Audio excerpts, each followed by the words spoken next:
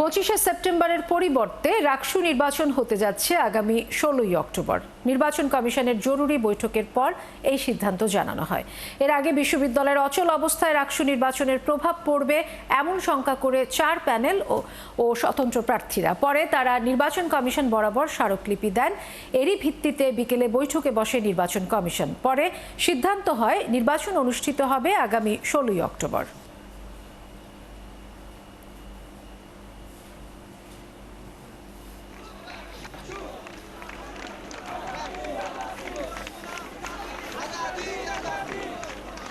রাজশাহী বিশ্ববিদ্যালয়ের এখনকার পরিস্থিতি জানাতে আমাদের সাথে যুক্ত হচ্ছেন সহকর্মী রাশিদুল হক রুশো।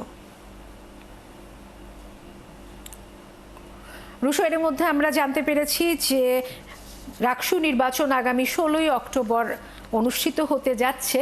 এছাড়া নির্বাচন কমিশনের জরুরি বৈঠকে আর কি সিদ্ধান্ত হলো বিস্তারিত জানাবেন।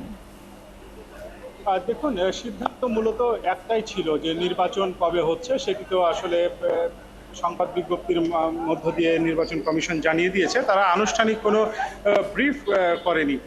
তবে এই সিদ্ধান্তর পরে আমরা এখানে দেখেছি যে বিভিন্ন যে ছাত্র সংগঠনগুলো আছে বা বিভিন্ন প্যানেল আছে তারা তাদের ভিন্ন ভিন্ন যেই মতামত সেটি তারা এখানে দিয়েছেন।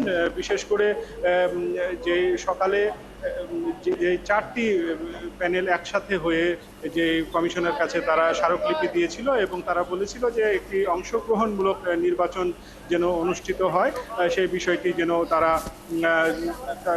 নির্বাচন কমিশন যেন বিষয়টি দেখে। তো তারা আসলে এই নির্বাচন পেছানোকে স্বাগত জানিয়েছে। পাশাপাশি ছাত্রদল সমর্থিত প্যানেল তারাও কিন্তু স্বাগত জানিয়েছে এই নির্বাচন পেছানোর বিষয়টি। তবে এখানে ছাত্র শিবির সমর্থিত যে প্যানেলটি আছে তারা কিন্তু দাবি জানিয়েছিল যে 25 তারিখেই নির্ধারিত দিনেই যেন নির্বাচন হয়। তো সেই বিষয়টি নিয়েই তাদের প্রতিক্রিয়া জানাতে আনুষ্ঠানিক তারা এখানে একটি ব্রিফিং করবেন। এখানে আমরা দেখতে পাচ্ছি যে সেই ব্রিফিং এর প্রস্তুতিটি আসলে চলছে। তো তাদের এই ব্রিফিং এর পরে আমরা জানতে পারবো যে তারা আসলে এই নির্বাচনের যে দিন সেটি পেছানো বিষয়ে তারা আসলে কি ধরনের প্রতিক্রিয়া দিচ্ছেন। তবে আমরা এখানে যে ছাত্র শিবিরের বিভিন্ন পর্যায়ের নেতাকর্মীর সাথে আমরা কথা বলেছি, তারা যেটি বলছেন যে তারা এই সিদ্ধান্তে মোটেও খুশি হননি। কারণ তাদের বিজয় সুনিশ্চিত জেনে হয়তো অন্যান্যরা যারা আছেন তাদের যে প্রতিদ্বন্দ্বীরা ছিলেন তারা কিন্তু নির্বাচন পেছানোর যে বিষয়টি সেটি তারা সামনে এনেছেন এবং তারা এটিকে নির্বাচন বানচালের অংশ হিসেবেও কিন্তু দেখছেন, এমন মন্তব্য তারা করছেন। তো সব মিলিয়ে আসলে আমরা কিছুক্ষণ পরে ছাত্র শিবির মনোনীত যে প্যানেল সেই প্যানেলের আনুষ্ঠানিক যে মত সেটি আমরা জানতে পারবো। তবে নির্বাচন কমিশন কিন্তু এখন পর্যন্ত গণমাধ্যমের সামনে আসেনি। তারা শুধুমাত্র এই সংবাদ বিজ্ঞপ্তি দিয়েছে। তাদের কোনো আনুষ্ঠানিক যে মতামত সেটি কিন্তু আমরা বক্তব্য অনুসারে পাইনি। আপনি আছেন সেখানে, ব্রিফিং শুরু হলে নিশ্চয়ই আমরা আবারও ফিরবো আপনার কাছে। দর্শক, রাজশাহী বিশ্ববিদ্যালয় থেকে আমাদের সাথে যুক্ত হয়েছিলেন সহকর্মী রাশিদুল হক রুশো। প্রায় 3 যুগ পর অনুষ্ঠিত হতে যাচ্ছে চাকসু ও হল সংসদ নির্বাচন। শুরু হয়েছে প্রার্থীদের দৌড়ঝাঁপ। কেউ প্যানেল ভিত্তিক, কেউ স্বতন্ত্রভাবে অংশ নিচ্ছেন নির্বাচনে। লেজুর বৃত্তি ও প্যানেলের এজেন্ডা বাস্তবায়ন না করে শিক্ষার্থীদের স্বার্থকে প্রাধান্য দিতে চান স্বতন্ত্র প্রার্থীরা। মাহফুজ শুভ্রর প্রতিবেদন। কেন্দ্রীয় ছাত্র সংসদ, চাকসু ও হল সংসদ নির্বাচন নিয়ে জমজমাট চট্টগ্রাম বিশ্ববিদ্যালয়। ইতিমধ্যে ঘোষণা হয়েছে বিশ্ববিদ্যালয়ের ক্রিয়াশীল রাজনৈতিক, সামাজিক, সাংস্কৃতিক সংগঠন সমর্থিত বেশ কয়েকটি প্যানেল। এককভাবেও দাঁড়িয়েছেন অনেকে। লেজুর ভিত্তিক রাজনৈতিক চর্চা না করে শিক্ষার্থীদের অধিকার নিয়ে কাজ করার লক্ষ্যে নির্বাচন করার কথা জানান স্বতন্ত্র প্রার্থীরা। আমি চাই না এই 28,000 শিক্ষার্থীর যে একটা প্ল্যাটফর্ম ওটা কোনো লেজুর ভিত্তি বাস্তবায়ন করার জায়গা হোক। সেক্ষেত্রে আমি দেখলাম যে যদি একটা প্যানেল আসে ওইটাকে আমার একটা দলের মতো মনে হচ্ছে যারা একচ্ছত্রভাবে কাজ করবে। প্যানেল কেন্দ্রিক এজেন্ডা বাস্তবায়ন না করে শুধু শিক্ষার্থীদের জন্য অবদান রাখার অঙ্গীকার অনেক প্রার্থীর। খেলাধুলার পুরস্কার, আরো উন্নত প্রশিক্ষণ কিংবা আরো উন্নত কিটের মাধ্যমে ট্রেনিং, কিন্তু সেগুলো না চেয়ে স্টুডেন্টরা একবেলা খাবার খেয়ে স্যাটিসফাইড। তো আমি স্যাটিসফ্যাকশন লেভেলটাকে আরো উপরে নিয়ে যেতে চাই। একটা জোটে আইসা কারো পারপাস সার্ভ করতে চাই না, কারো এজেন্ডা সার্ভ করতে চাই না। শিক্ষার্থীরা ব্যক্তি বা প্যানেল নয়, বরং প্রার্থীদের কাজ ও অভিজ্ঞতা বিবেচনায় নিয়ে ভোটাধিকার প্রয়োগ করবেন বলে প্রত্যাশা কোনো প্রার্থীর। শিক্ষার্থীরা ম্যাচিউর এবং তারা মানে কোনো প্যানেল বা কোনো ব্যক্তি বিশেষ না করে তারা ওই সকল ব্যক্তিদেরকে নির্বাচিত করবে যারা পূর্ববর্তীতে এই সকল কাজে অভিজ্ঞ।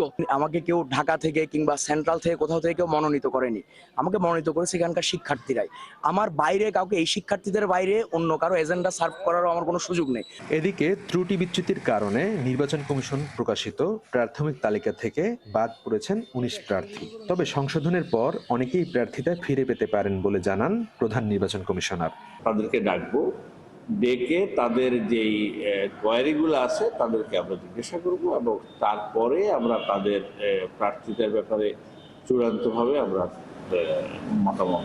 12 অক্টোবর চাকসু ও হল সংসদ নির্বাচনের ভোট গ্রহণ। এ প্রতিযোগিতায় প্যানেল ভিত্তিক প্রার্থীরা এগিয়ে থাকবেন নাকি একক প্রার্থীরা, তা এখন সময়ের অপেক্ষায়। মাহফুজ শুভ্র, 71, চট্টগ্রাম।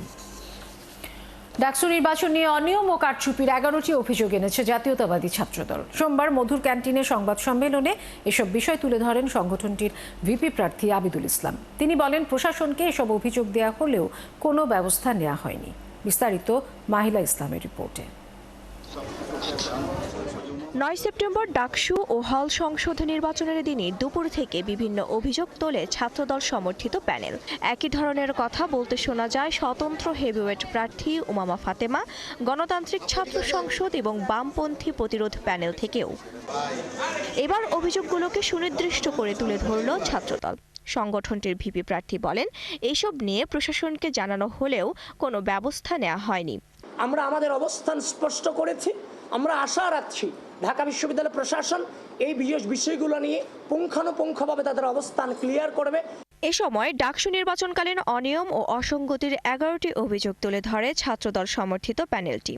নির্বাচনের আগের দিন একটি মার্কেটে নিক্ষিপ্ত ব্যালট পেপার পড়ে থাকা, একটি নির্দিষ্ট প্যানেলে সরবরাহ করা ব্যালটে ভোটারের উপস্থিতির আগেই সই নেয়া, শেষ সময় ভোট গ্রহণের কেন্দ্র বাড়ানো এবং তা সবাইকে না জানানো, ভোটের দিন 11:30টার পরই বলপেন কলম দিয়ে ক্রস চিহ্ন দেয়া, যা গণনার মেশিন রিড করতে না পারা এবং পোলিং এজেন্ট নিয়ে বিভিন্ন অপতৎপরতার মতো অভিযোগ আনা হয়েছে। ছাত্রদল বলছে, এভাবেই পরিকল্পিত অব্যবস্থাপনা করে নির্বাচনকে প্রভাবিত করা হয়। এই নির্বাচনের দিন থেকে শুরু করে পরবর্তী সময়ে যে ধরনের অসামঞ্জস্যতা আমরা দেখেছি, আমরা ইচ্ছা করলেই রাজনৈতিক যে সংস্কৃতি বাংলাদেশের ছিল, বিভিন্ন কারচুপি হওয়া এবং নেগেটিভ রেজাল্ট আসার পরে বিভিন্ন আন্দোলন করা, সুতরাং আমরা কিন্তু পূর্বের রাজনৈতিক সংস্কৃতি থেকে বেরিয়ে এসে ধৈর্যের পরিচয় দিয়েছি। তো আমরা বিশ্ববিদ্যালয় প্রশাসনের কাছে গিয়েছি, সকল প্রকার নিয়ম আমরা মেনেছি। যখন দেখছি কালক্ষেপণ হচ্ছে, তখন আমরা মনে করেছি যে আপনাদেরকে এগুলো জানানো প্রয়োজন। যারই ফলশ্রুতিতে আপনাদের সামনে এসেছি।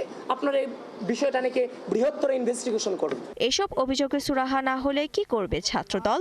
সংগঠনটির প্রার্থীরা জানান, সুষ্ঠু ধারার রাজনীতির মাধ্যমেই সামনের দিকে তারা সবকিছু মোকাবেলা করবে। সেটা আপনাদেরকে পরবর্তীতে আমরা জানাবো, কিন্তু সেটা সুস্থ রাজনৈতিক সংস্কৃতিকে ধারণ করে। মাহিলা ইসলাম, 71, ঢাকা। শর্ত সাপেক্ষে ছাত্র রাজনীতি করার অনুমতি দিয়েছে শাহজালাল বিজ্ঞান ও প্রযুক্তি বিশ্ববিদ্যালয় প্রশাসন। প্রক্টরের অনুমতিতে ছাত্র কল্যাণমূলক রাজনীতি করা যাবে। এছাড়াও অনুমতি নিয়ে হলগুলোতে শাকসু নির্বাচনে প্যানেল গঠন করা যাবে। এক বিজ্ঞপ্তিতে বলা হয়, প্রক্টোরিয়াল কমিটির সাথে সর্বদলীয় ছাত্র সংগঠনের মতবিনিময় সভা হয়। সেখানে ছাত্র রাজনীতির ওপর নিষেধাজ্ঞার প্রজ্ঞাপনটি স্থগিতের সিদ্ধান্ত হয়। বলা হয়, বিশ্ববিদ্যালয় প্রক্টরের অনুমোদন ক্রমে ক্যাম্পাসে আইন শৃঙ্খলা সমুন্নত রাখার স্বার্থে পারস্পরিক শ্রদ্ধাবোধ বজায় রেখে কল্যাণমূলক রাজনৈতিক কর্মকাণ্ড করা যাবে। তবে একাডেমিক ভবন, প্রশাসনিক ভবন এবং আবাসিক হলে মিটিং মিছিল নিষিদ্ধ থাকবে। শাহজালাল বিজ্ঞান ও প্রযুক্তি বিশ্ববিদ্যালয়ে প্রায় 10 মাস ধরে ছাত্র রাজনীতি নিষিদ্ধ রয়েছে।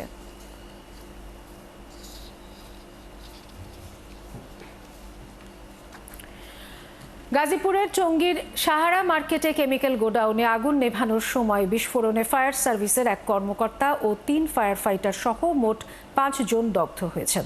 বিকেল 3:30টার দিকে এই আগুন লাগে। খবর পেয়ে ফায়ার সার্ভিসের 7টি ইউনিট 5 ঘন্টার চেষ্টায় আগুন নিয়ন্ত্রণে আনে। টঙ্গী ফায়ার সার্ভিসের senior station officer Shahin Alam জানান, গোডাউনে থাকা কেমিক্যাল বিস্ফোরণের কারণে আগুন দ্রুত ছড়িয়ে পড়ে। দগ্ধদের 4 জনকে জাতীয় বার্ন ইনস্টিটিউটে এবং 1 জনকে ঢাকা মেডিকেলের বার্ন ইউনিটে ভর্তি করা হয়েছে। অগ্নিদগ্ধরা হলেন ফায়ার ফাইটার শামীম, নুরুল হুদা, জয় হাসান এবং অফিসার জান্নাতুল নাইম এবং স্থানীয় হার্ডওয়্যার দোকানি আলামিন বাবু। তাদের 4 জনের অবস্থা আশঙ্কাজনক। দগ্ধদের চিকিৎসায় সব ধরনের সহায়তার আশ্বাস দিয়েছেন ফায়ার সার্ভিসের মহাপরিচালক ব্রিগেডিয়ার জেনারেল মোহাম্মদ জাহিদ কামাল। 4 জন আহত হয়েছে। 4 জনের মধ্যে 3 জন হচ্ছে ফায়ার ফাইটার, যাদের মধ্যে 2 জন আপনারা ইতিমধ্যে জেনেছেন যে 100% দগ্ধ হয়েছেন। আমি তাদের সাথে কথা বলে আসলাম এবং আমাদের আরেকজন ওয়্যার হাউস ইন্সপেক্টর অফিসার, ওনার প্রায় 42%-এর মতো ক্ষতি হয়েছে। আর একজন ফায়ার ফাইটার আছে জয় হাসান, যার 5%।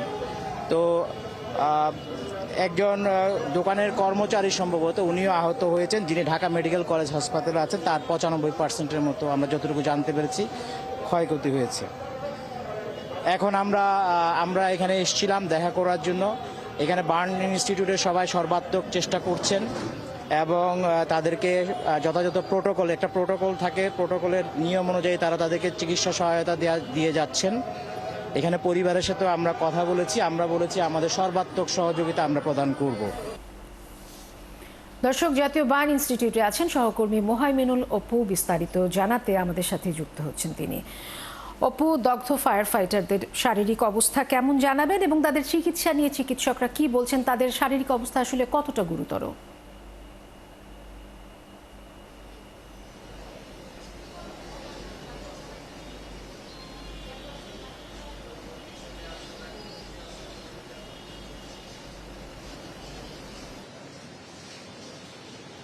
প্রতিষ্ঠানটির যুগ্ম পরিচালক কিছুক্ষণ আগে আমাদের সাথে কথা বলেছিলেন।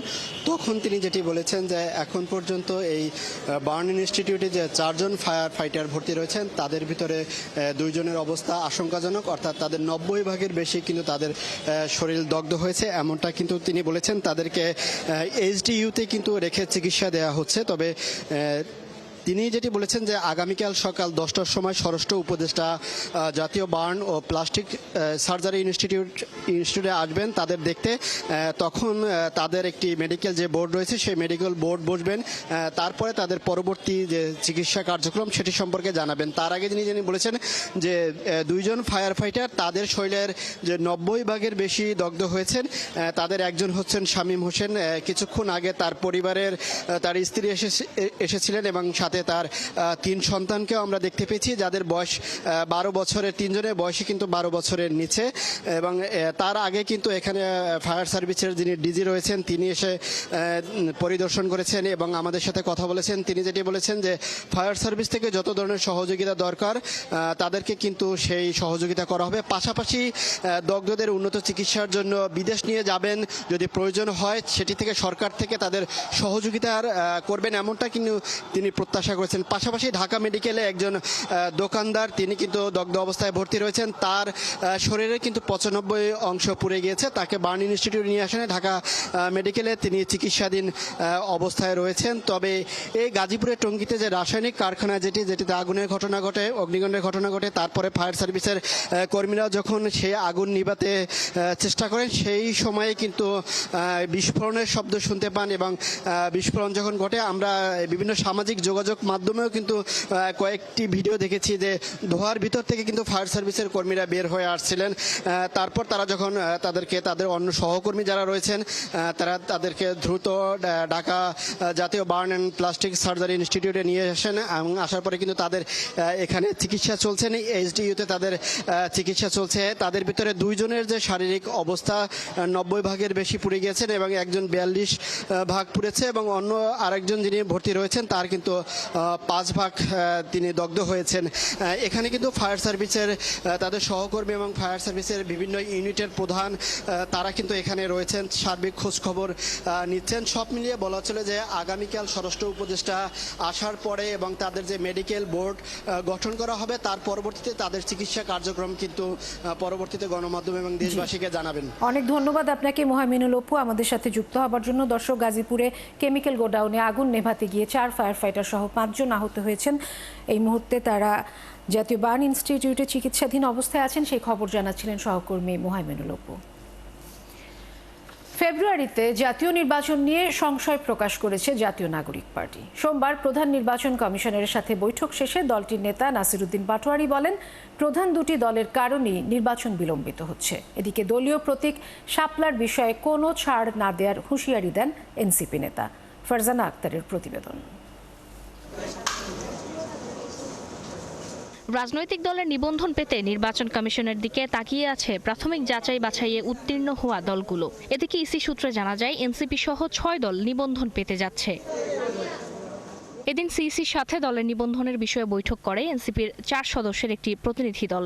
এ সময় দলটির মুখ্য সমন্বয়ক নাসিরউদ্দিন পাটোয়ারি বলেন, তার দল নিবন্ধন পেতে আশাবাদী। আমাদের যে নিবন্ধন প্রক্রিয়া সেটা অনেকে যারা পরিশ্রম করেছেন পুরো দেশবাসী তাকিয়েছিল, সেটাতে আমরা একটি পজিটিভ সাইনের দিকে যাচ্ছি এবং এটা সুখবর আসছে। প্রতীকের বিষয়ে আমরা এখন আজকেও বলে আসছি যে আমরা শাপলা, সাদা শাপলা, লাল শাপলা, আমরা যে 3টি প্রতীকের কথা বলেছি সেটা থেকে আমরা সরছি না। ফেব্রুয়ারিতে জাতীয় নির্বাচন হওয়া নিয়েও সংশয় প্রকাশ করেছে দলটি। সংশয়ের জায়গাটা হলো বিএনপি এবং জামায়াত যে দলগুলো আছে অথবা এক্সিস্টিং পলিটিক্যাল পার্টি, তারা কিন্তু জুলাই সনদের যে লিগ্যাল অ্যাসপেক্টটা সেই জায়গাটা এক্সিকিউশন লেভেলে তারা আসতেছে না, ফলত তাদের কারণে নির্বাচনটা ডিলে হচ্ছে। এটা কিন্তু অন্য কোনো কারণে নির্বাচনে, এই 2টি দলের কারণে নির্বাচনটা ডিলে হচ্ছে, বিলম্বিত হচ্ছে। আমরা এই 2টি দলের কর্মী সমর্থক নেতৃবৃন্দকে আহ্বান জানাবো, আপনাদের কাছে মাপ চাই, জাতির দিকে তাকিয়েও হলো আপনারা এইসব ভণ্ডামি বাদ দেন, অ্যাটলিস্ট জনগণের দিকে তাকিয়েও হলো দ্রুত এটার লিগ্যাল পার্সপেক্টিভ এক্সিকিউশনের লেভেলে একটা নির্বাচনের মধ্যে এসে জনগণকে আপনারা মুক্তি দেন। আগামী নির্বাচনে এনসিপি 150 আসনে জয়লাভ করবে বলে মন্তব্য করেন পাটোয়ারি। গণ অধিকার পরিষদ বা কারো সাথে যুক্ত হলেও দলের নাম ও প্রতীকের কোনো পরিবর্তন হবে না। দলের নাম এনসিপি থাকবে, এনসিপির প্রতীকই থাকবে, অন্য দলের নাম মার্কা ডিজলভ হবে এবং এনসিপির আন্ডারে আরও অনেকগুলো দল আসতেছে। এটা আমরা বিগ টেন্ট বা বড় ধরনের একটা পার্টি করতে যাচ্ছি, ফলত অনেকগুলা দল, অনেকগুলা মত, অনেকগুলা ব্যানার ইনশাল্লাহ এনসিপির ব্যানারে চলে আসবে। সংসদ নির্বাচনের প্রস্তুতি নিয়ে ইসি কর্মকর্তাদের সাথে বৈঠক করেছে ইউরোপীয় ইউনিয়নের 8 সদস্যের একটি প্রতিনিধি দল। ফারজানা আক্তার, 71, ঢাকা। বিভিন্ন তকমা লাগিয়ে রাজনীতির মাঠ থেকে বিএনপিকে সরানোর ষড়যন্ত্র চলছে। সোমবার সংবাদ সম্মেলন করে এমন অভিযোগ করেছেন দলটির জ্যেষ্ঠ যুগ্ম মহাসচিব রুহুল কবির রিজভী। বলেন, সরকারের কয়েকজন উপদেষ্টা ও বিভিন্ন দল বিএনপিকে টার্গেট করে মাঠে নেমেছে। অন্যদিকে বিএনপি চেয়ারপারসনের উপদেষ্টা জয়নুল আবদিন ফারুক বলেছেন, ফ্যাসিবাদের আমলাদের শপথে রেখে সুষ্ঠু নির্বাচন সম্ভব নয়। আরও জানাচ্ছেন মামুন হোসাইন। নয়াপল্টনে বিএনপির কেন্দ্রীয় কার্যালয়ে সমসাময়িক বিষয় নিয়ে সংবাদ সম্মেলন করেন দলটির জ্যেষ্ঠ যুগ্ম মহাসচিব রুহুল কবির রিজভী। তিনি বলেন, ইসলামপন্থী একটি দলকে সুবিধা দিয়ে শেখ হাসিনার মতো বিভাজন তৈরি করছে অন্তর্বর্তী সরকার।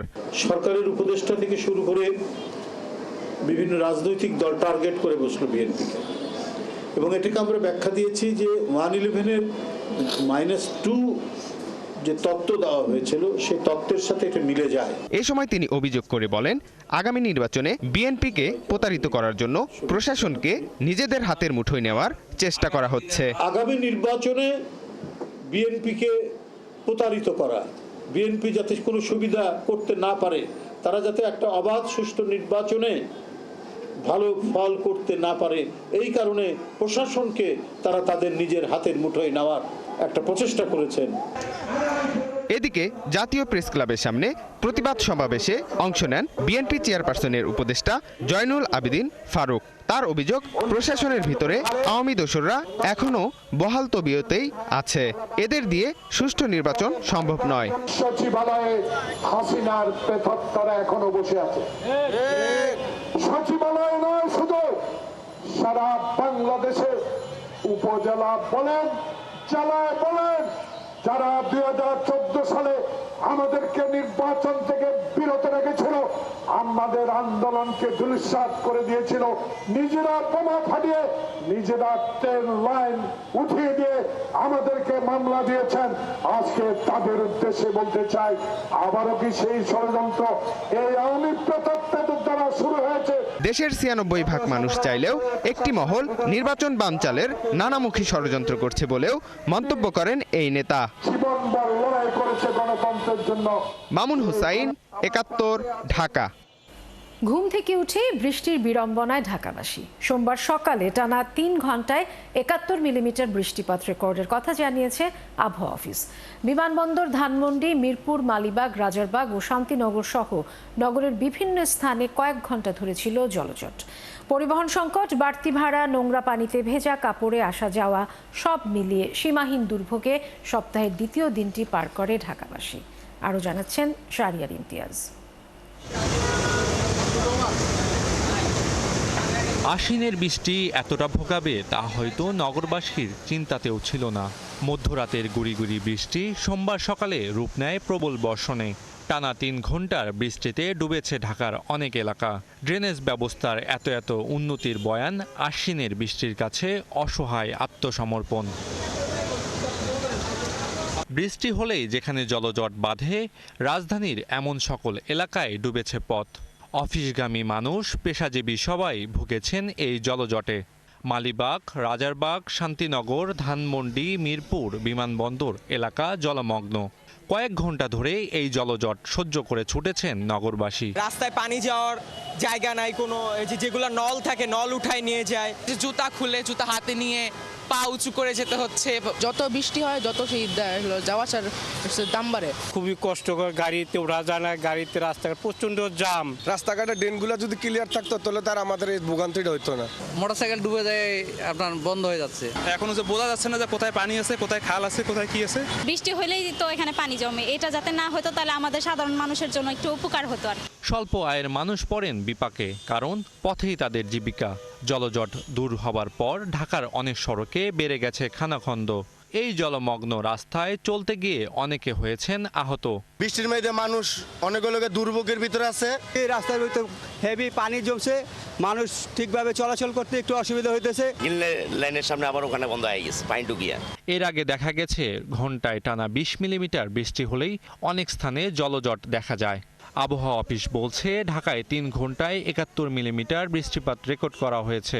সাগরে সৃষ্টি লঘুচাপের প্রভাবে রাজধানী সহ উপকূলীয় জেলায় হয়েছে প্রবল বর্ষণ। ঢাকাতে যে বৃষ্টিপাতটা হয়েছে রাত ১২টা থেকে আজকে দুপুর ১২টা পর্যন্ত ১০৭ মিলিমিটার। এর সময়ের মধ্যে শুধু ভোর ৬টা থেকে সকাল ৯টা পর্যন্ত বৃষ্টিপাত রেকর্ড করা হয়েছে আপনার ৭১ মিলিমিটার। আমরা আশঙ্কা করছি আগামী ২৪ তারিখের দিকে আর একটা লঘুচাপ তৈরি হবে এবং পরবর্তীতে যে লঘুচাপটা তৈরি হবে এটা কিন্তু ঘনীভূত নিম্নচাপের রূপ নেওয়ার সম্ভাবনা রয়েছে। আগামী ৪-৫ দিন পর ফের বৃষ্টিপাত বাড়তে পারে বলে জানাচ্ছে আবহাওয়া অফিস। শাহরিয়ার ইমতিয়াজ, ৭১, ঢাকা।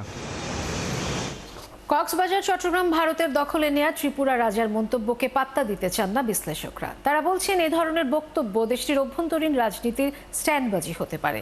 এসব বক্তব্যের পর ত্রিপুরার রাজার বাংলাদেশে প্রবেশে নিষেধাজ্ঞা আরোপের নীতিগত সিদ্ধান্ত নিচ্ছে বাংলাদেশ। বিস্তারিত জানাচ্ছেন Nadia Sharmin.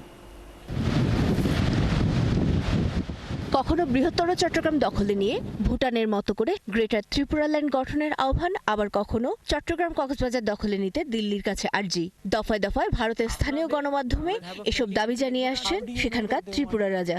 You create a friendly country because our people on the other side they want it. India will have a friendly country like Bhutan. If we get the Chattogram beach, if we get Cox's Bazar, they never wanted to be a part of Bangladesh. People are still with us.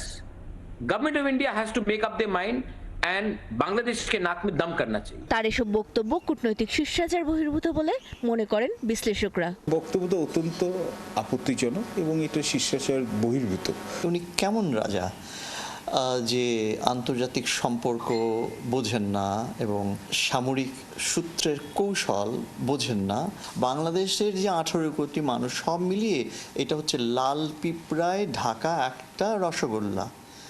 এখানে হাত দেওয়া কৌশলগত ভুল। তবে কেন প্রতিনিয়ত এমন উস্কানি দিচ্ছেন ত্রিপুরার রাজা? বিশ্লেষকরা মনে করেন এর সাথে দেশটির অভ্যন্তরীণ রাজনীতির যোগ থাকতে পারে। অনেকে সন্দেহ করেন যে এই গ্রেটার ত্রিপুরাল্যান্ডের এই আন্দোলনের সাথে উনি আসলে নিজের প্রভাব বিস্তার করতে চাচ্ছেন। তো ব্যক্তিগত ফায়দা, রাজনৈতিক ফায়দার জন্য এবং স্টান্টবাজির জন্য এখানে হচ্ছে, এবং তার নিজের ভোটারদের কাছে এখানে জনপ্রিয়তা বাড়ানোর জন্য এটা একটা অপচেষ্টা হতে পারে। বাট বাংলাদেশ এটা কূটনৈতিকভাবে প্রতিবাদ করা উচিত এবং এটা হচ্ছে যে এটা প্রত্যাখ্যান করা উচিত, কিন্তু তার সাথে সাথে এটাকে এতটাও গুরুত্ব দেওয়ার দরকার নেই যাতে হচ্ছে উনার হচ্ছে যে রাজনৈতিক ফায়দা নিতে পারে। প্রান্তিক রাজ্যের অধিকর্তা হিসেবে তার বক্তব্যের গুরুত্ব অতটুকু নাই, কারণ ভারত রাষ্ট্র হিসেবে এই বক্তব্য সমর্থন করে না। এদিকে নিরাপত্তা বিবেচনায় ত্রিপুরা রাজার প্রবেশে বাধা নিষেধ আরোপের কথা ভাবছে বাংলাদেশ। এ নিয়ে শনিবার আন্তঃমন্ত্রণালয় বৈঠকে নীতিগত সিদ্ধান্ত হয়। এ বিষয়ে ব্যবস্থা নেবে স্বরাষ্ট্র মন্ত্রণালয়। নিরাপত্তার কারণে বাংলাদেশ যদি কোনো সিদ্ধান্ত নিয়ে থাকে সেটা বাংলাদেশের অভ্যন্তরীণ বিষয় এবং সেই বিষয়ে বাংলাদেশ সবসময় সিদ্ধান্ত নিতে পারে। ত্রিপুরা রাজার প্রতি আমি ট্রাভেল ব্যান ইস্যু করলাম, এটার কোনো গুরুত্ব নাই, বিকজ ওনার বাংলাদেশে আসা এবং বাংলাদেশের সঙ্গে ওনার কোনো সম্পর্কই নাই। ত্রিপুরা রাজার মন্তব্য আর পার্বত্য চট্টগ্রাম ভ্রমণে কানাডা, যুক্তরাষ্ট্র সহ কয়েকটি দেশের সতর্কতা জারির মধ্যে তেমন কোনো আন্তঃসম্পর্ক দেখছেন না বিশ্লেষকরা। আপাতত তো এখানে কোনো কোরিলেশনটা ওইভাবে আমি এখনো আমাদের কাছে তথ্য উপত্য নেই, তবে আমাদের সতর্ক থাকতে হবে। নাদিয়া শারমিন, ৭১, ঢাকা। দুর্নীতি দমন কমিশনের এক কর্মকর্তার বিরুদ্ধে এবার উঠেছে ঘুষ চাওয়ার অভিযোগ। সোমবার দুদকে এসে ওই কর্মকর্তার বিরুদ্ধে ব্যবস্থা নেওয়ার আবেদন করেন এক ঠিকাদার। তিনি জানান, অনুসন্ধান থেকে অব্যাহতি দেওয়ার কথা বলে তার কাছ থেকে ১০ লাখ টাকা দাবি করেছেন দুদকের বাগেরহাটের ডিএডি আবুল হাশেম। দুদক বলছে তদন্ত করে দ্রুতই ব্যবস্থা নেবে কমিশন। জেমসন মাহবুবের প্রতিবেদন। দুদকের এক কর্মকর্তার বিরুদ্ধে অভিযোগ নিয়ে সংস্থার প্রধান কার্যালয়ে SR ট্রেডার্স নামের এক প্রতিষ্ঠানের মালিক শহীদুল ইসলাম সোহেল। কিন্তু তখনও কেউ জানত না কার বিরুদ্ধে কি অভিযোগ। বিভিন্ন দপ্তরে ঘুরে তিনি হাজির হন সাংবাদিকদের সামনে। কথা বলে জানা যায়, দুদকের বাগেরহাট কার্যালয়ের উপসহকারী পরিচালক আবুল হাশেম অনুসন্ধান থেকে অব্যাহতি দেওয়ার কথা বলে তার কাছে ১০ লাখ টাকা ঘুষ দাবি করেন। গেল ৬ সেপ্টেম্বর বাসায় ডেকে ঠিকাদারের বিরুদ্ধে অবৈধ সম্পদ সহ বিভিন্ন অভিযোগের কথা জানান ডিএডি আবুল হাশেম। আর এ থেকে অব্যাহতি পেতে ১০ লাখ টাকা দাবি করেন তিনি। পরে ৫ লাখ টাকায় আপোষ রফা হয়। আপনার এইগুলো সব অবৈধ সম্পদ অর্জন করছেন, এর জন্য একটা তদন্ত হচ্ছে। তাই আমি বললাম, স্যার তাহলে আপনি আমাকে করেন, আমাকে চিঠি করেন, আমাকে ডাকেন, আমি আমার হিসাব বিবরণী দিই। বললো আপনাকে ডাকা যাবে না, এটা গোপনীয় তদন্ত, আপনার এই রিপোর্ট আপনার পক্ষে দিব যে প্রকাশ্য অনুসন্ধান করবে, এই জন্য আপনি আমাকে ১০ লাখ টাকা দিবেন, আমাকে এবং খুলনা অফিসকে। ঘটনার সত্যতা নিশ্চিত করতে ঠিকাদার তৎক্ষণাৎ গণমাধ্যম কর্মীদের সামনে ফোন দেন দুদকের ওই কর্মকর্তাকে। এ সময় তিনি টাকা নিয়ে ঠিকাদারকে খুলনায় আসতে বলেন। স্যার আসসালামু আলাইকুম। স্যার একটু হোয়াটসঅ্যাপে আসবেন। স্যার ওই যে আমি তো ঢাকা থেকে আসতে পারিনি স্যার, এখন ওই টাকাটা একটু কোথায় পাঠাবো স্যার? একটু আমি কাউরে দিয়ে একটু পাঠাই দেবো, আমার ছোট ভাইটাকে দিয়ে। স্যার স্যার ওই যে বাগেরহাটকে কোথায় আসবো? আপনার দুদক অফিসে আসবো স্যার?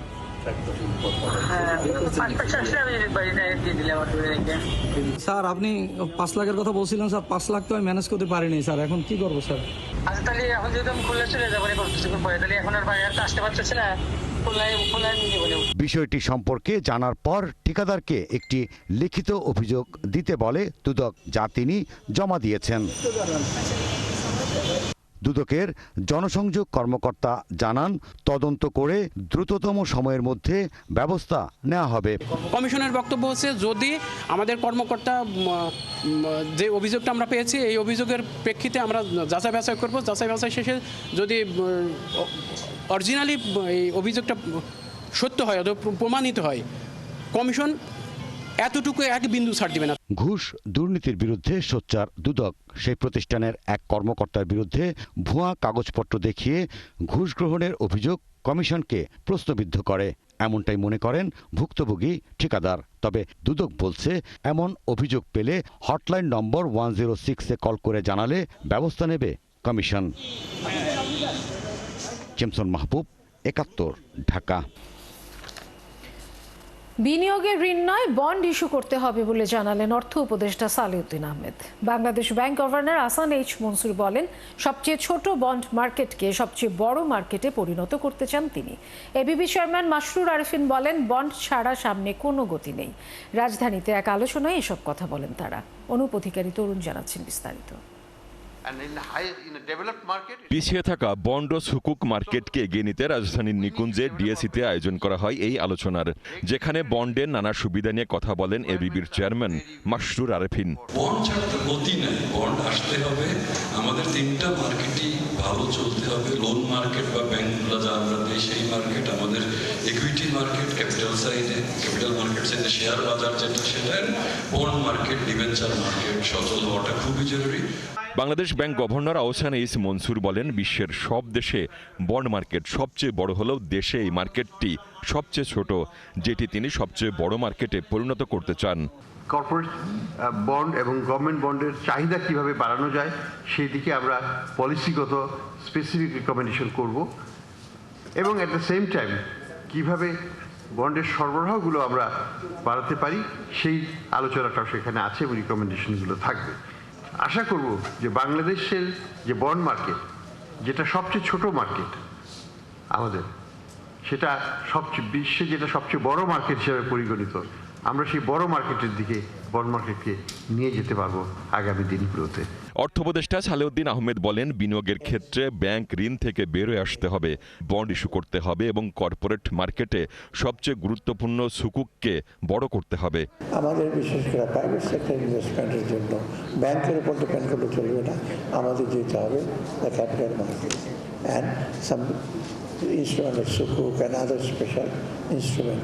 এটা না গেলে কিন্তু আমরা ওই যে প্রাইভেট সেক্টরে যারা এখন আছে, আমি দেখছি অনেকে ডিমান্ড করছে ব্যাংক থেকে টাকা দেন, আরও ক্যাশ ইনসেন্টিভ দেন, আরও ট্যাক্স কমিয়ে দেন। ট্যাক্স কমাতে কমাতে এমন হতে অনেক আমরা তো বেতন ভাতাও পাবো না, এমন মনে হচ্ছে কিছু। সুকুক মার্কেট বড় করার কথাও বলেন প্রধান উপদেষ্টার বিশেষ সহকারী আনিসুজ্জামান চৌধুরী। আমাদের এটা অত্যন্ত একটা গ্রোয়িং, এটা possibility is very high that is, তো এটা আমরা। অনুপ অধিকারী তরুণ, ৭১, ঢাকা। চলছে সংবাদ সংযোগ, ফিরছি বিরতির পর। ৭১-এর সাথেই থাকুন। কি মিয়া থিকনেস কইছো 2.7 আর দিছো 2.2? দিলাম 2.7। আরে আরএফএল এসডব্লিউআর দিবা না? একমাত্র আরএফএল এসডব্লিউআর পাইপই মাপে যা বলে তাই দেয়। না দেখে ঠকবেন না, আরএফএল ছাড়া কিনবেন না। RFL SWR pipe and fittings, পাইপের বস, না কিনলে loss. Wow, Swanika, Thailand. Time for Thailand, time for Tom Yum.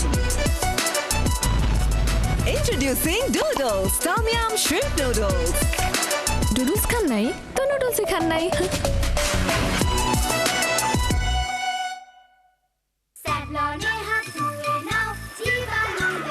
নতুন স্যাভলনের টাইম লাগে কম, জীবাণুর জম ডাবল ডাবল ফেনা হয়, সুরক্ষিত কোমল হাত সব সময়।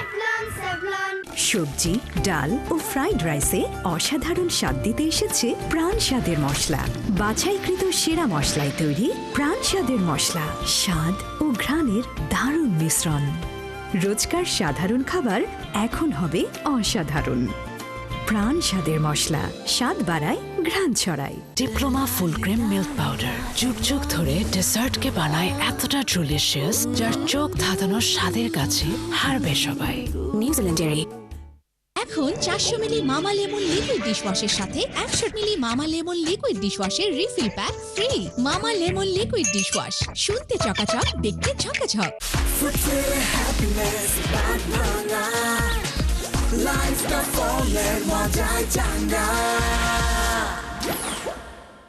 মেরিল প্রথমবারের মতো নিয়ে এলো ভিটামিন সি সোপ বার। এটি ত্বককে সুরক্ষিত রাখে, ফিরিয়ে আনে ন্যাচারাল গ্লো।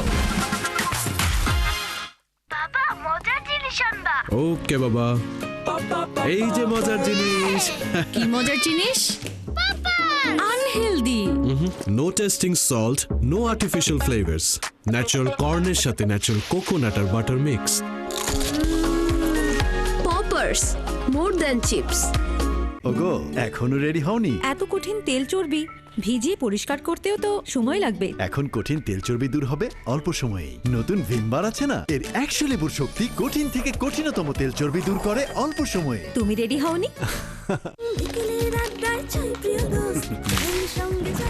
চায়ের সাথে সবাই খোঁজে প্রিয় দোস্তকে, শুধুমাত্র প্রাণ টোস্টকে। আমার দোস্ত প্রাণ টোস্ট। এলো instant milk powder happy cow, যেমন সাশ্রয়ী তেমনি পুষ্টিগুণে ভরপুর। আর এটা নিউজিল্যান্ডের গরুর দুধ। হ্যাপি কাউ, গরুর দুধের স্বাদ সবাই পাক। সর্বাধুনিক সিপিভিসি ম্যাটেরিয়াল দিয়ে তৈরি RFL CPVC pro pipe and fittings 93 degree Celsius পর্যন্ত গরম পানি সহ্য করতে পারে। RFL CPVC pro pipe and fittings.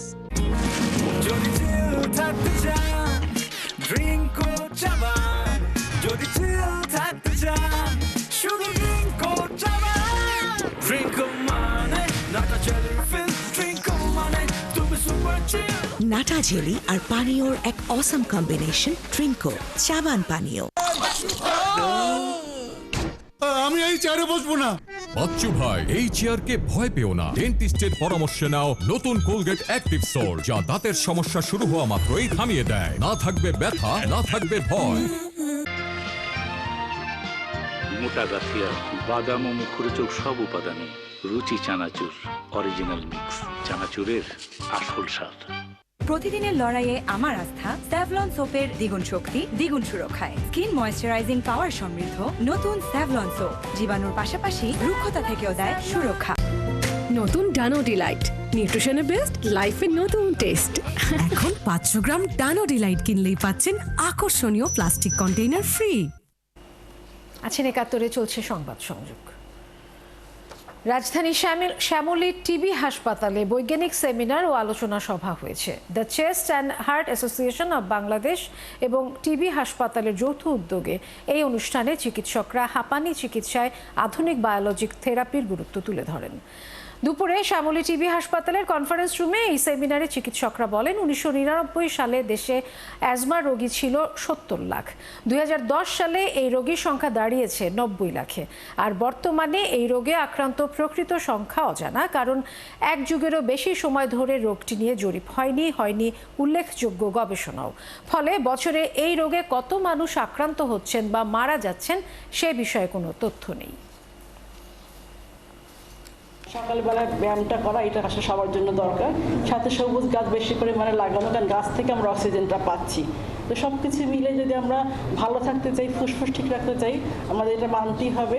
এবং জানা যেমন দরকার, মানা তেমন দরকার, এবং সবাই মিলে আমরা ভালো থাকি। দেশের বাইরের খবর। পাকিস্তানের উত্তর পশ্চিমাঞ্চলীয় রাজ্য খাইবার পাখতুনখোয়ায় বিমান অভিযান পরিচালনা করেছে দেশটির বিমান বাহিনী। অভিযানে নিক্ষিপ্ত 8টি বোমায় নিহত হয়েছেন নারী ও শিশু সহ অন্তত 30 জন, আহত হয়েছেন বেশ কয়েকজন। স্থানীয় সংবাদ মাধ্যমগুলো জানায়, সোমবার খাইবার পাখতুনখোয়ায় তিরা উপত্যকায় মাত্রেদারা গ্রামে এই অভিযান চালায় বিমান বাহিনী। এই হামলায় নিহত হন অন্তত 30 জন। চলছে সংবাদ সংযোগ। সরাসরি সংবাদ অনুষ্ঠান দেখতে চোখ রাখুন একাত্তরের ফেসবুক পেজ এবং সাবস্ক্রাইব করুন একাত্তরের ইউটিউব চ্যানেল। একাত্তরের সাথেই থাকুন।